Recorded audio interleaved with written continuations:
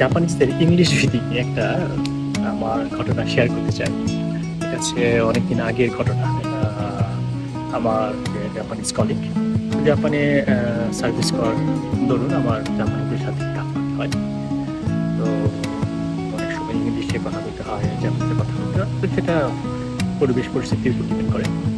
তো কোনো এক ঘটনাক্রমে আমি আমার অফিসে আমার এক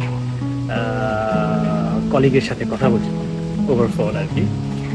ফোনে কথা বলছিলাম। তো সেই ফোনে আমার কলিগ বাঙালি হওয়ার কারণে আমি বাংলাতেই কথা বলছি।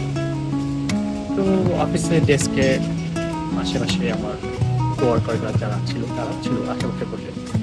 তো যেহেতু অফিসিয়াল কল, কলিগ আমার নিজের দেশের মানুষ।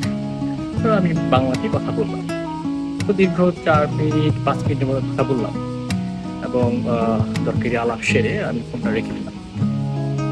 এবং ৩-৪-৫ মিনিট পর আমার যে পাশে বসে থাকা যে আমার জাপানিজ কলিগরা তারা ছিল, তারা শুনল আমার কথা। তো আমার আশেপাশে যারা ছিল আমার জুনিয়র বা আমার সহকর্মী কোয়ার্কার যারা ছিল, জাপানিজ কোয়ার্কার তারা তো আগ্রহবশতই বলল যে, কার সাথে কথা কথা বললাম এটা জানতে চাইল।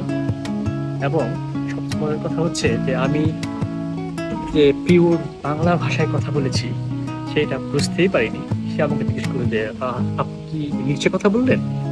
মানে বিষয়টা কতটা হাস্যকর হতে পারে যে সে ইংলিশের ই পর্যন্ত জানে না এবং আমি আমার বিশুদ্ধ বাংলা ভাষায় কথা বললাম।